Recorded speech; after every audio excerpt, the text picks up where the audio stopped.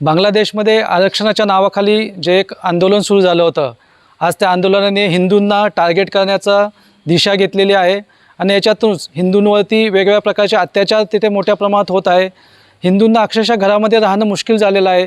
हिंदू महिलांवरती बलात्कार होत आहे, हिंदूंच्या हत्या होत आहेत, हिंदूंची घरे लुटली जात आहेत, त्याबरोबरच त्यांची दुकानेसुद्धा लुटली जात आहेत आणि मंदिरंसुद्धा सुरक्षित नाही आहेत। मंदिरामधल्या मूर्तींची तोडफोड होत आहे, तिथं लूटमाट मार चाललेली आहेत। अशा प्रकारे हिंदूंच्या मनामध्ये एक भीतीचं वातावरण त्या ठिकाणी निर्माण झालेलं आहे।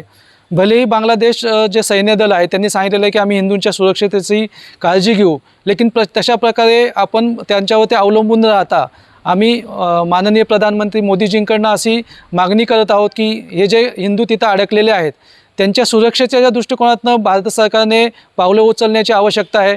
तिथं ज्या हिंदूंचा नरसंहार होत आहे, त्यांच्या हत्या होत आहे, त्यांना सुरक्षा प्रदान केली पाहिजे। महिलांवरती ज्या पद्धतीने तिथं बलात्कार होत आहेत तर त्यांच्यासुद्धा शीलाचं रक्षण जो आहे भारत सरकारने केलं पाहिजे।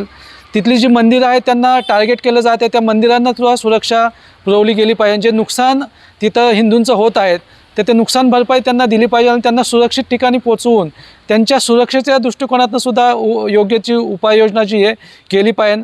याशिवाय आम्ही प्रधानमंत्र्यांना अशी सुद्धा मागणी करत आहोत की हा जो विषय आहे तो त्यांनी संयुक्त राष्ट्र संघटनेमध्ये उचलला पाहिजे आणि त्यांचं एक पथक तिथं पाठवलं पाहिजे। त्यांनी तिथं पाहणी करून जे हिंदूंसाठी उपयुक्त सुरक्षा आहे ती पुरवण्यासाठी योग्य ती पावलं जे आहे लवकर उचलली पाहिजे। या सगळ्या घटनांचे जे व्हिडिओ आज सोशल मीडियाच्या माध्यमातून समोर येत आहेत त्याच्यामधनं असं दिसत आहेत की जे हिंदू आहेत ते अतिशय भीतीच्या वातावरणामध्ये तिथं जगत आहेत। त्यांना आपल्या स्वतःची जीवाची, आपल्या कुटुंबाची जीवाची भीती इतकी निर्माण झालेली आहे की ते घराच्या बाहेर पडू शकत नाही आहे। अशा पद्धतीने जे भीतीचं वातावरण आहे त्याच्यामध्ये भारत सरकारने जे इथं येऊ इच्छितात त्यांना CAAच्या अंतर्गत नागरिकता दिली पाहिजे।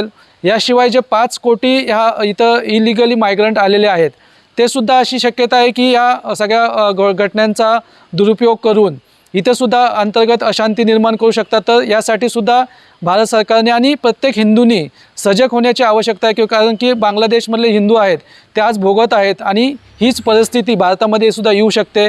त्याचबरोबर सीमा सुरक्षा दलाने सुद्धा यावरती कारवाई केली पाहिजे। आपली जी सुरक्षा आहे ती वाढवली पाहिजे जेणेकरून हे 5 कोटीची संख्या जी आहे अजून वाढली नाही पाहिजे। अशा प्रकारची मागणी हिंदू जनजागृती समितीने माननीय प्रधानमंत्रीकडे केली आहे।